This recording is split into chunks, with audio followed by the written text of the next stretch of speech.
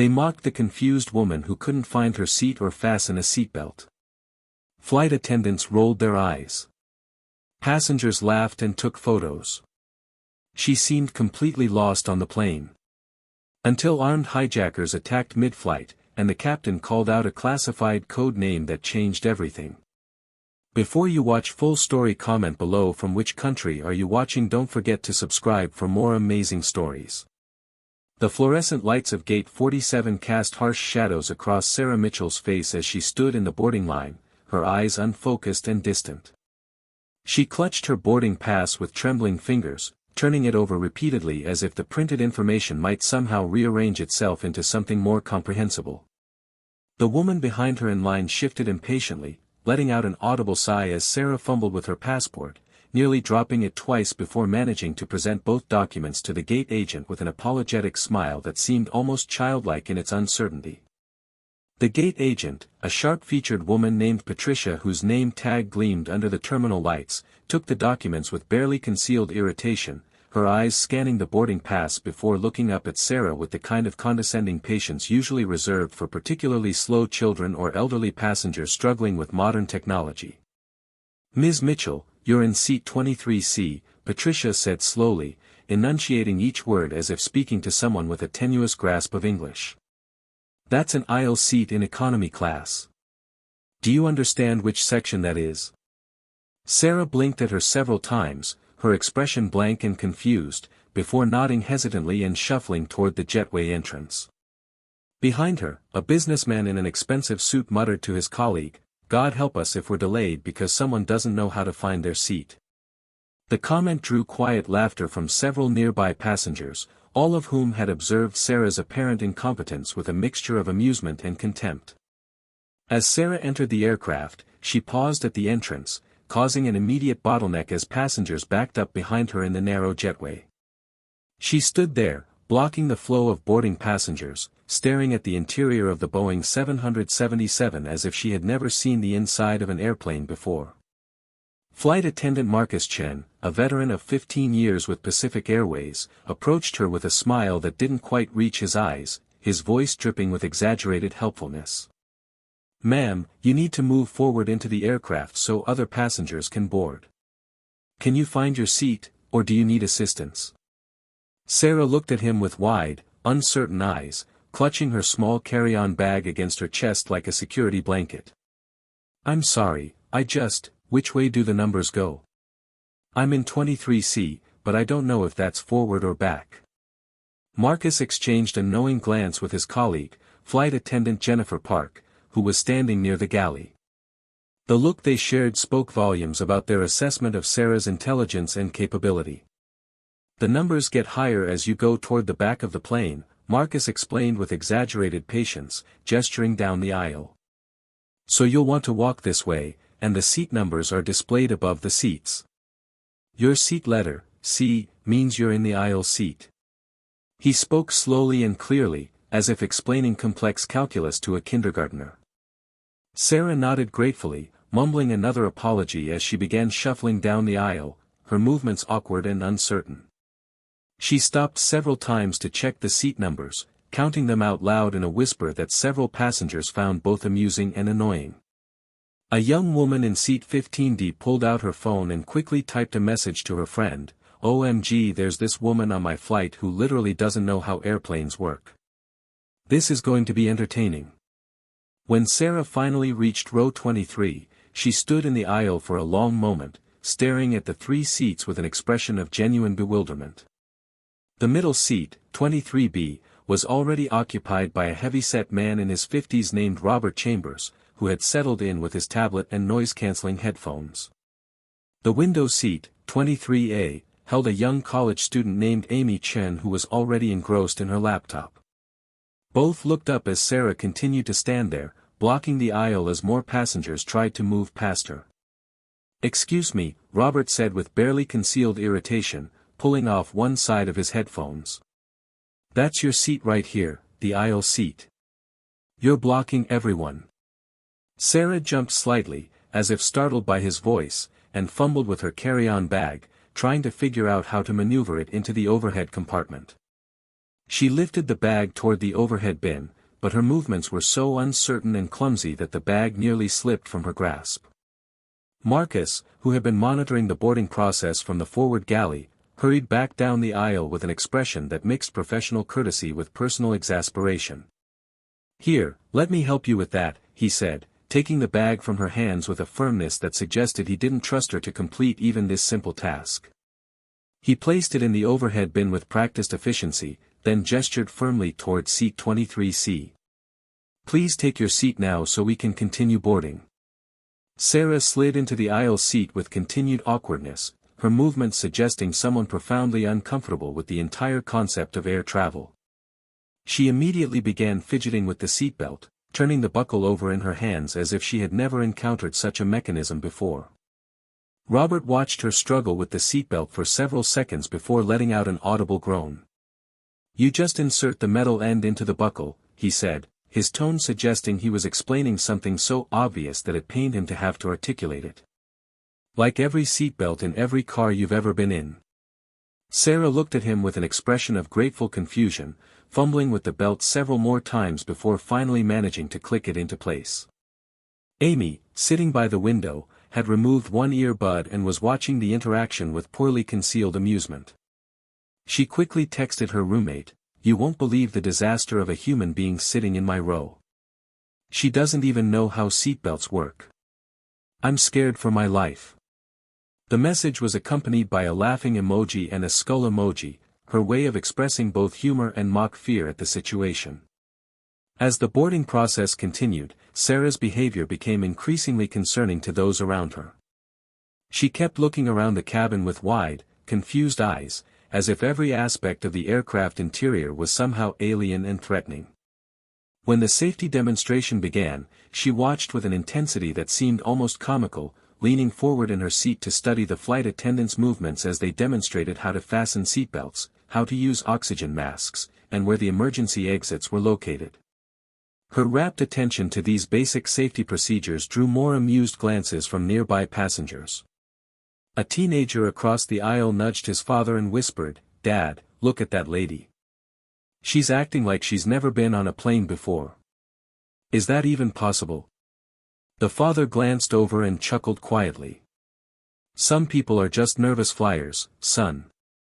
Though I have to admit, she seems particularly lost." During the pre-flight preparations, Sarah pressed the call button above her seat, apparently by accident, and then seemed startled when the light illuminated. Jennifer Park, who was conducting final cabin checks before takeoff, approached with a smile that had grown increasingly strained as the flight prepared for departure. "Yes, ma'am. Can I help you with something?" Sarah looked up at her with embarrassed confusion. "I'm sorry, I didn't mean to press that. What does this button do?" Jennifer's smile became even more forced as she explained, "That's the call button. It summons a flight attendant if you need assistance. Please only use it if you actually need help." She reached up and turned off the light, then moved away before Sarah could ask any more questions that would reveal further gaps in her apparent knowledge of basic air travel procedures. As the aircraft pushed back from the gate and began taxiing toward the runway, Sarah gripped the armrests with white-knuckled intensity, her breathing becoming noticeably faster and shallower. Robert glanced over at her with a mixture of concern and annoyance. "First time flying?" he asked, his tone making it clear that he found such inexperience both pathetic and irritating in equal measure. Sarah nodded jerkily, her eyes fixed straight ahead. "Is it always this loud? And why are we moving backward?" Robert rolled his eyes so dramatically that Amy could see it from the window seat. "Yes, it's always loud. We're being pushed back from the gate by a tug vehicle. This is completely normal. Everything is fine." He spoke with the kind of patronizing certainty that people use when they want to simultaneously reassure someone and make it clear they find that person's concerns ridiculous. The takeoff roll proved to be even more entertaining for Sarah's seatmates and the passengers around her. As the engines spooled up to full power and the aircraft accelerated down the runway, Sarah let out a small whimper of fear, her hands gripping the armrests so tightly that her knuckles turned white. When the nose lifted off the ground and the aircraft rotated into its climb attitude, she actually gasped audibly, her eyes squeezed shut and her entire body rigid with tension. Amy pulled out her phone and, despite the regulations against using devices during takeoff, quickly snapped a photo of Sarah's terrified expression, immediately texting it to her group chat with the caption, "This woman is having a full breakdown on my flight and we've literally just taken off. How is she going to survive 6 hours to Tokyo?" Once the aircraft reached its cruising altitude and the seatbelt sign was turned off, Sarah's awkward behavior continued unabated. She struggled to figure out how to lower her tray table, pushing and pulling at various parts of the seat in front of her until Robert finally reached over and demonstrated with exaggerated slowness how the simple latch mechanism worked. When the beverage service began, she seemed confused by the choices offered, asking questions about what ginger ale tasted like and whether coffee came with milk already in it. Jennifer, who was conducting the beverage service in their section, maintained her professional demeanor but later told Marcus in the galley, "That woman in 23C is the most clueless passenger I've encountered in years. I honestly don't know how she managed to book a ticket and get through security. It's like she's from another planet." What none of them knew, what none of them could possibly have suspected as they laughed and rolled their eyes and shared knowing glances about the incompetent woman in seat 23C, was that Sarah Mitchell was actually Major Sarah Phoenix Mitchell, a highly decorated Air Force combat pilot and classified deep cover operative for a joint task force that operated at the intersection of military intelligence, counterterrorism, and covert operations. Her apparent confusion and incompetence were not signs of ignorance but rather sophisticated tradecraft, a carefully cultivated persona designed to make her as unmemorable and unthreatening as possible. In her actual capacity, she held multiple advanced certifications in combat aviation, tactical operations, and crisis management. She had flown combat missions in 3 different theaters of operation, had trained with elite special operations units from 6 different countries, and held a master's degree in aeronautical engineering from MIT. Her service record included commendations that would never be publicly acknowledged, missions that would never appear in official records, and capabilities that represented the absolute pinnacle of military aviation expertise. The lost pilot persona she had adopted for this flight was a deliberate operational necessity. Intelligence agencies had intercepted communications suggesting that a sophisticated terrorist cell was planning to target this specific flight, Pacific Airways 447 from Los Angeles to Tokyo. The threat was considered credible enough that canceling the flight would have been the safest option, but doing so would have also alerted the terrorist network to the fact that their communications had been compromised, potentially forcing them underground and making it impossible to track their other planned operations. The decision had been made at the highest levels of government to allow the flight to proceed as scheduled, but with Major Mitchell aboard in deep cover, her presence known only to a handful of individuals with the appropriate security clearances. Her mission was threefold: to identify any hostile operatives aboard the aircraft, to prevent any attack from succeeding if one was attempted, and to do so while maintaining her cover so completely that potential enemies would never suspect her true capabilities until it was too late for them to adjust their plans. The intelligence briefing she had received 36 hours before the flight had been thorough and deeply concerning. The terrorist cell in question was believed to be planning either a hijacking or an in-flight attack using weapons or devices that had somehow been smuggled past airport security. The exact nature of the threat remained unclear, as the intercepted communications had been fragmentary and heavily coded. What was clear was that the attack, if it occurred, would happen somewhere over the Pacific Ocean, when the aircraft was at its most vulnerable, hours away from any possible emergency landing site. Major Mitchell's role was to be the ultimate insurance policy, a classified asset hiding in plain sight, someone whose apparent incompetence would make her invisible to any hostile actors while ensuring that the most advanced tactical and aviation expertise in the American military was present to respond if disaster struck. 3 hours into the flight, as most passengers had settled into the drowsy routine of long-haul travel, Major Mitchell maintained her carefully constructed persona while remaining hypervigilant beneath the surface. Her nervous fidgeting was actually a systematic visual surveillance of the entire cabin, her seemingly confused glances around the aircraft allowing her to catalog every passenger's behavior, noting patterns and anomalies that might indicate hostile intent. She had already identified 3 individuals whose behavior pattern suggested possible involvement in covert operations, though whether they were hostile or possibly friendly assets from other agencies remained unclear. When she accidentally dropped her napkin and bent down to retrieve it, she was actually examining the underside of seats for any signs of tampering or concealed devices. Her requests for water and repeated trips to the lavatory, which had drawn more eye rolls from her seatmates, allowed her to move through the aircraft and conduct closer surveillance of areas and passengers that had triggered her operational instincts. Captain James Thornton, the aircraft commander, was one of only 3 people aboard who knew Major Mitchell's true identity. He had been briefed by federal agents before the flight, shown her photograph, and given a classified code name and protocol for emergency contact if the suspected threat materialized. The briefing had been brief and unsettling. If a crisis occurred that exceeded the capabilities of normal commercial aviation protocols, he was to use secure communications to contact her using the call sign, Phoenix, and defer to her expertise for tactical response. Captain Thornton, a 30-year aviation veteran with over 20,000 flight hours, had initially been skeptical about the entire arrangement.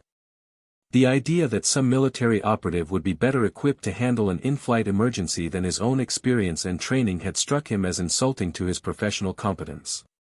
But the federal agents had been insistent, and their security credentials had been legitimate, so he had reluctantly agreed to the protocol while privately hoping he would never need to use it.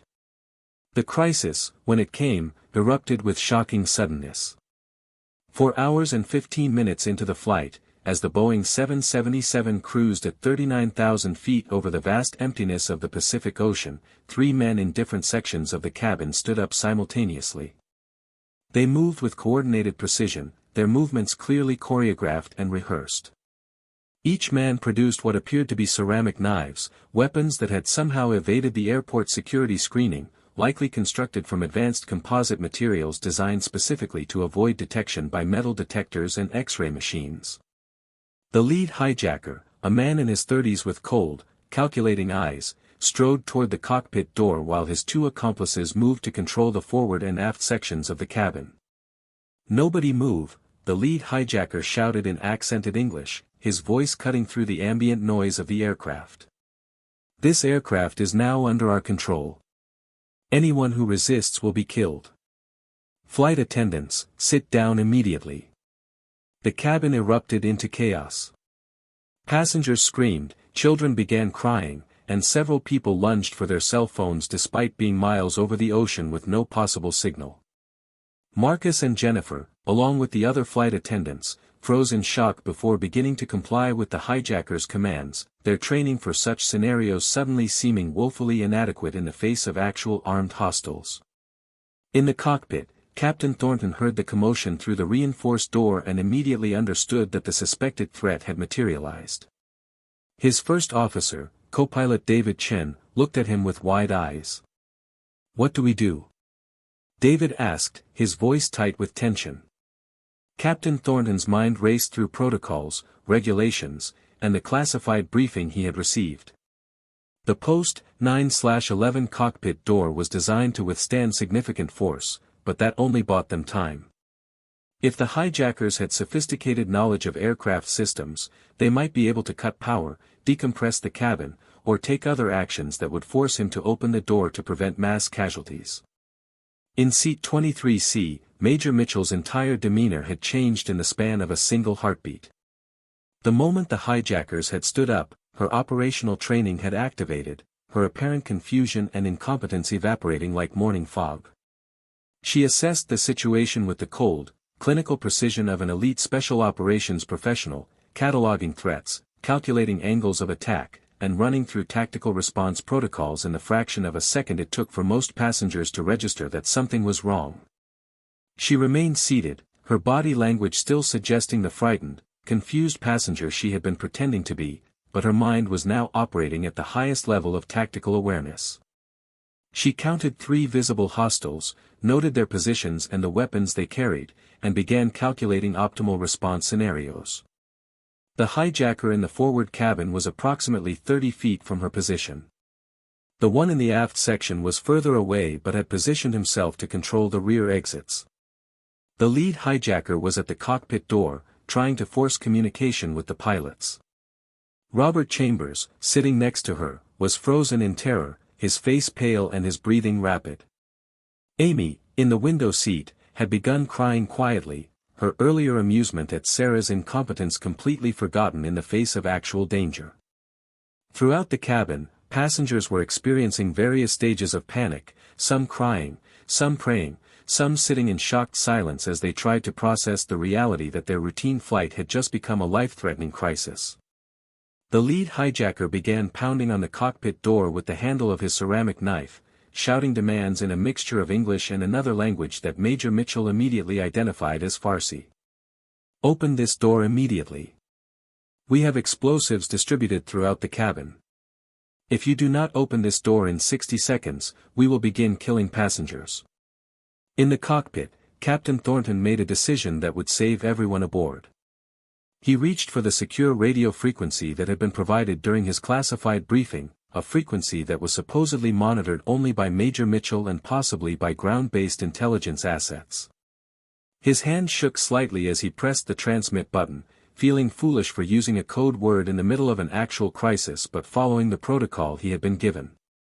"Phoenix, this is Shepard. We have a code red situation. Request immediate tactical assessment and response authorization."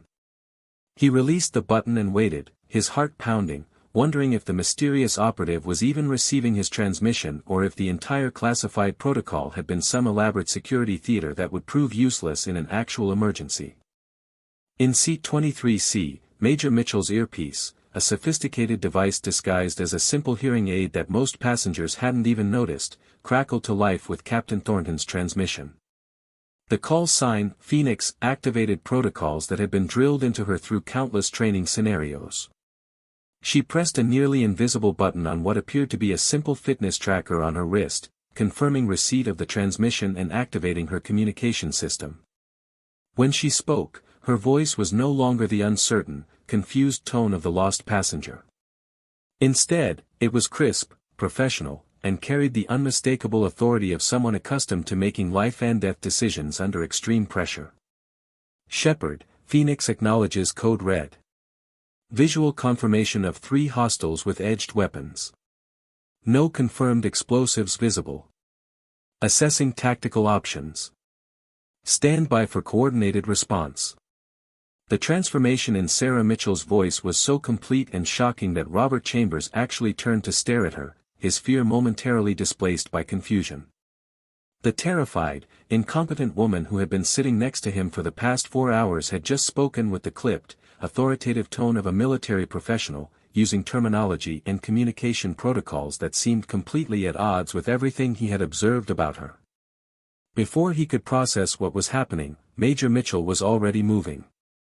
She unbuckled her seatbelt with swift, practiced efficiency, her movements now displaying none of the earlier clumsiness. The confused passenger had completely vanished, replaced by someone whose every motion suggested extensive combat training and tactical expertise. Marcus Chen, standing frozen near the forward galley as the hijacker at the cockpit door continued his threats, watched in stunned disbelief as the confused woman from seat 23C stood up and began walking down the aisle with purpose and confidence that seemed impossible given her earlier behavior. His mind struggled to reconcile what he was seeing with what he had observed during boarding. Jennifer Park, stationed near the aft galley under the watchful eye of one of the hijackers, felt her jaw drop open as she recognized the same woman, now moving with the controlled grace of a trained fighter. The hijacker in the forward section, positioned to control passengers in rows 15 through 30, turned toward Major Mitchell as she approached, raising his ceramic knife in a threatening gesture. "Sit down immediately," he barked, his accent thick but his English clear enough. "Return to your seat or you will be the first to die." Major Mitchell continued walking toward him, her pace steady and unhurried, her eyes locked on his with an intensity that should have warned him that he had seriously miscalculated. Her voice, when she spoke, carried across the cabin with absolute authority. "I am Major Sarah Mitchell, United States Air Force, operating under classified orders. You are threatening a United States civilian aircraft. Put down your weapon immediately and you will be treated according to the Geneva Convention." Resist and I will neutralize you with lethal force. The hijacker's expression shifted from confidence to confusion to something approaching fear as he processed her words. Around the cabin, passengers who had been crying or praying or sitting in shocked silence suddenly had a new focus for their attention. The woman they had mocked for not knowing how seatbelts worked had just identified herself as a military officer, and something about the absolute certainty in her voice suggested this was not a bluff or a desperate gambit but a simple statement of operational reality. The hijacker made his choice, lunging toward Major Mitchell with his ceramic knife extended in a stabbing motion aimed at her torso. It was exactly the response she had expected and trained for countless times. She moved with a speed that seemed almost impossible, her body flowing through a defensive technique that redirected his momentum while simultaneously disarming him. The knife clattered to the cabin floor as the hijacker found himself face down in the aisle, Major Mitchell's knee pressing into his back and his arm twisted at an angle that made several passengers wince in sympathetic pain. The entire engagement had taken perhaps 3 seconds from his lunge to his complete immobilization. She spoke calmly into her wrist communicator, her voice never showing even a hint of exertion despite having just neutralized an armed attacker. Phoenix to Shepard, Hostile 1 neutralized. 2 hostiles remain active, positions forward and aft. Recommend you maintain secure cockpit and prepare for possible depressurization if hostiles have compromised hull integrity. The lead hijacker at the cockpit door had turned at the sound of the brief struggle, his expression showing shock as he saw one of his team members pinned to the floor by a woman who had seemed like the least threatening person aboard the aircraft. He began moving down the aisle toward Major Mitchell, his knife held in a fighting grip that suggested more sophisticated training than the first hijacker had demonstrated. "Who are you?" he demanded, his voice tight with anger and confusion. "You will die for interfering with our mission." Major Mitchell remained crouched over the immobilized first hijacker, her eyes tracking the lead hijacker's approach with the calm assessment of a predator evaluating potential prey. She spoke again into her communicator, this time on a frequency that she knew would be picked up by ground-based intelligence assets, assuming they were in range of satellite relay. "Phoenix to Overwatch, if you have this frequency, be advised Pacific 447 is under active hijacking attempt. 3 hostiles confirmed, 1 neutralized. Recommend you scramble intercept and prepare for possible emergency landing scenarios." The third hijacker, who had been controlling the aft section of the cabin, began moving forward as well, creating a tactical problem that Major Mitchell assessed and solved in the span of seconds.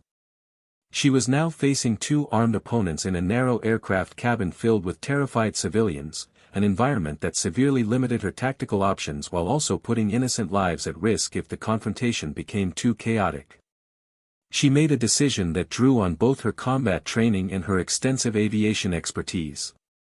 Rising smoothly from her crouch, she addressed the lead hijacker in his own language, speaking fluent Farsi with an accent that suggested native-level competence. What she said caused him to freeze mid-stride, his expression shifting from anger to shock to what might have been respect or fear. Several passengers who spoke Farsi later reported that she had identified herself using a call sign that was apparently known in certain intelligence circles, a reputation that preceded her and carried weight even among those who might consider themselves her enemies. Captain Thornton, monitoring the situation through audio from the cabin and receiving updates through the secure frequency, made a command decision. He activated the public address system, and his voice echoed through the cabin speakers with the authority of someone who had spent 3 decades in command of aircraft. "Ladies and gentlemen, this is your captain speaking. The individual you see engaging the hijackers is Major Sarah Mitchell, United States Air Force, operating under federal authority. Follow her instructions exactly. Flight attendants, assist Major Mitchell as directed." The announcement had several immediate effects. First, it confirmed to every passenger aboard that the confused, incompetent woman they had mocked was in fact a military officer operating in an official capacity. Second, it gave legal authority to her actions in the eyes of both domestic and international law.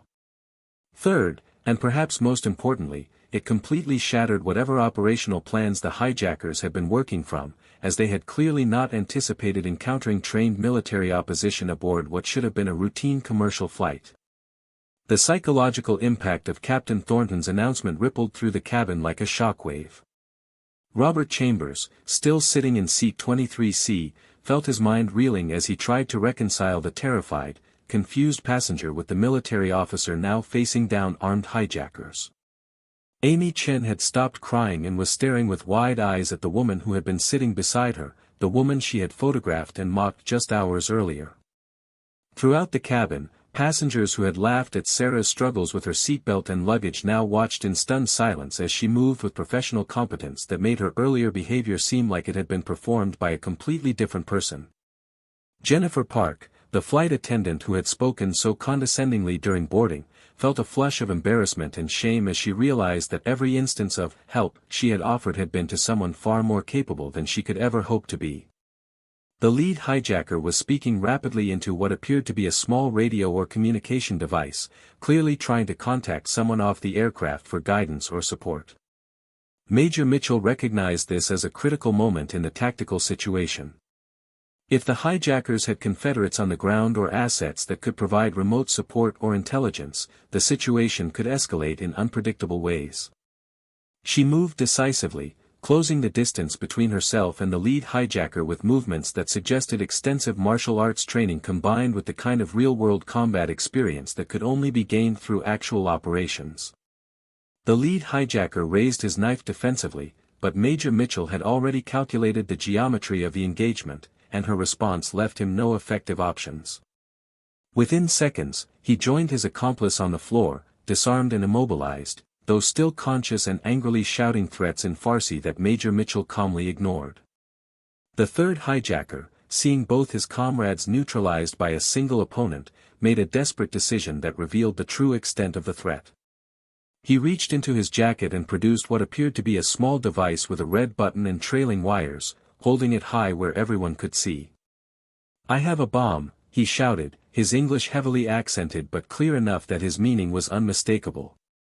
"Everyone stay back or I will destroy this aircraft.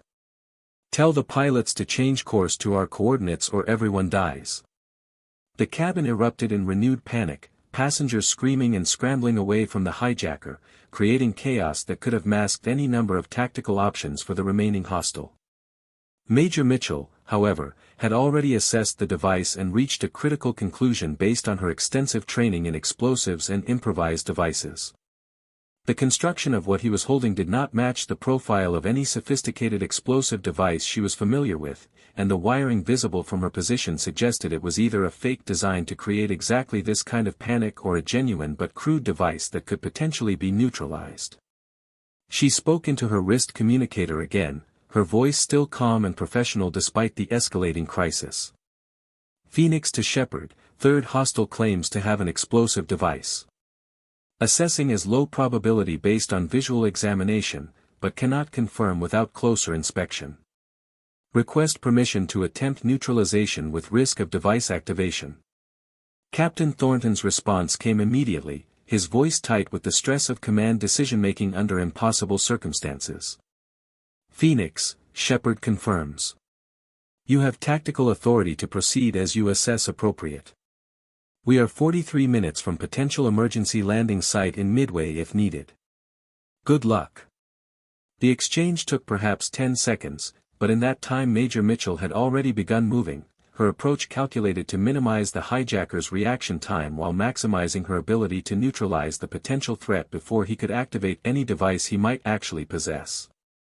What happened next would be analyzed and reviewed in classified intelligence briefings for months afterward as a textbook example of tactical precision under extreme pressure. Major Mitchell covered the distance between herself and the third hijacker in a controlled rush that gave him no time to process her approach or formulate an effective response. Her technique was flawless, simultaneously controlling the hand holding the device while using the hijacker's own body mass to drive him backward into a bulkhead, stunning him without giving him the opportunity or the physical control to press any buttons or activate any mechanisms. The device fell from his hand, and Major Mitchell caught it before it hit the cabin floor, her other hand maintaining control of the now dazed hijacker. She examined the device quickly, her training allowing her to assess its components and construction in seconds. Her voice, when she spoke into her communicator, carried a note of something that might have been relief. Shepard, Phoenix confirms device is non-functional, appears to be a dummy or decoy. Threat assessment is downgraded. All 3 hostiles are now neutralized and secured. The tension that had gripped the cabin for the past 10 minutes began to ease as passengers processed the fact that the immediate threat appeared to be over. Flight attendants Marcus and Jennifer, along with their colleagues, moved quickly to secure the 3 hijackers using plastic restraints from the aircraft's security kit, following Major Mitchell's crisp instructions about proper restraint techniques and positioning. Captain Thornton made another announcement over the public address system, his voice carrying the kind of relief that only someone who has just survived a potential catastrophe can truly express. Ladies and gentlemen, the threat has been neutralized thanks to the actions of Major Mitchell. The hijackers are now secured and will be handed over to law enforcement when we land. We will be diverting to Midway Island as a precautionary measure and to allow federal authorities to take custody of the individuals involved. I want to thank you all for your cooperation during this crisis. As the adrenaline began to fade and the reality of what had just occurred settled over the cabin, passengers began reacting in various ways. Some were crying with relief, others were calling out thanks to Major Mitchell, still others were sitting in shocked silence as they processed their near-death experience. But among many of the passengers, particularly those who had been sitting near Major Mitchell during the flight, there was a profound sense of shame and embarrassment as they remembered their treatment of her during boarding and the first hours of the flight. Robert Chambers, sitting in seat 23B, had tears streaming down his face, though whether from relief or shame or both was unclear. He looked at Major Mitchell as she walked back down the aisle toward her seat, her professional demeanor beginning to relax slightly now that the immediate crisis had passed. "I'm so sorry," he said, his voice breaking. "The way I spoke to you, the way I treated you like you were stupid. I'm so sorry." Major Mitchell paused beside her row, and for the first time since the hijacking had begun, something like a smile crossed her face. "You weren't supposed to know," she said simply, her voice gentle despite the intensity of what had just occurred. "That was the whole point. If you had treated me any differently, if anyone had suspected I was anything other than a confused, incompetent passenger, the people who planned this operation might have changed their approach or aborted entirely. Your reactions, everyone's reactions to my apparent incompetence, were exactly what we needed to ensure that the operational security of my cover remained intact until it was needed." She slid back into her seat, buckling her seatbelt with the same fumbling incompetence she had displayed during boarding, though now the gesture was clearly deliberate and almost playful, acknowledgement that the performance had been exactly that, a carefully crafted performance designed to achieve specific operational objectives. Amy Chen, in the window seat, had been silent since the hijacking had been neutralized, but now she spoke up, her voice small and ashamed. "I took pictures of you during takeoff. I texted my friends making fun of how scared you seemed. I'm so sorry. I feel like such an awful person." Major Mitchell turned to look at her, and again that slight smile appeared. "You were seeing exactly what I wanted you to see. Don't feel bad about it. The ability to appear incompetent or vulnerable when you're actually highly capable is one of the most valuable skills in covert operations. It's called maskirovka in Russian intelligence terminology, the art of deception and misdirection.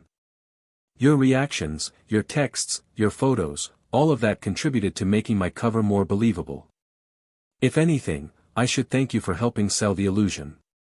Throughout the cabin, similar conversations were taking place as passengers came to terms with what they had witnessed. The teenager who had mocked Sarah's attention to the safety demonstration now understood that she had been conducting surveillance under the cover of appearing confused. The businessman who had complained about her blocking the boarding process realized that her apparent disorientation had allowed her to observe and catalog every passenger boarding the aircraft. Jennifer Park approached Major Mitchell with tears in her eyes, her professional composure completely shattered by embarrassment and relief. "Major Mitchell, I need to apologize for how condescending I was during boarding. The way I spoke to you, explaining things like you were a child. I feel terrible." Major Mitchell stood and took Jennifer's hands in her own, her expression kind and understanding. "Jennifer, you did exactly what the situation called for. Your patience with my apparent confusion was actually very professional, and it helped establish the persona I needed to maintain. Never apologize for doing your job well. Marcus Chen, standing nearby, also felt compelled to express his regret. When I radioed to Jennifer that we had the most clueless passenger aboard, I never imagined. I mean, the way you handled those hijackers was incredible. How did you learn to do that? Major Mitchell's expression became more guarded, the limits of what she could discuss becoming apparent. A lot of training, in a lot of different places, over a lot of years. But the specific details of that training in those places are classified. What I can tell you is that the United States military takes aviation security very seriously, and we maintain capabilities that most people never know exist. Today you saw one of those capabilities in action. She paused, then added with something approaching actual warmth, and for what it's worth, you and your crew handled the crisis very professionally. The way you followed instructions and helped secure the hijackers once they were neutralized was textbook perfect. You should be proud of your performance under pressure. As the Boeing 777 continued its diversion toward Midway Island, Major Mitchell sat in her seat and began completing mission documentation. The 3 hijackers, now secured in the rear galley area, were being monitored constantly. Captain Thornton emerged from the cockpit and walked back to row 23. Major Mitchell, Captain Thornton said, extending his hand. On behalf of Pacific Airways and everyone aboard this aircraft, thank you for your service. You saved a lot of lives. Major Mitchell stood and shook his hand. Captain Thornton, thank you for following the protocol. Your decision to use the Phoenix call sign was exactly correct. As the aircraft descended toward Midway Island, Major Mitchell could see F-22 Raptors maintaining formation off the wingtips. On the ground, emergency response vehicles and federal law enforcement personnel were staged to take custody of the hijackers. The landing at Midway was smooth. As the aircraft rolled to a stop, the 3 hijackers were removed first, heavily guarded by armed federal agents. Robert Chambers paused at the door, his expression showing profound respect mixed with embarrassment. Major Mitchell, I'm sorry for how I treated you. That's a lesson I won't forget. Major Mitchell smiled genuinely. Mr. Chambers, you weren't supposed to know. That was the whole point. As Major Mitchell was escorted from the aircraft by federal agents, she took one last look at the cabin. The passengers whose lives she had saved would go on forever changed, carrying with them the knowledge that the woman they had dismissed and mocked had proven to be their salvation in the darkest moment of crisis.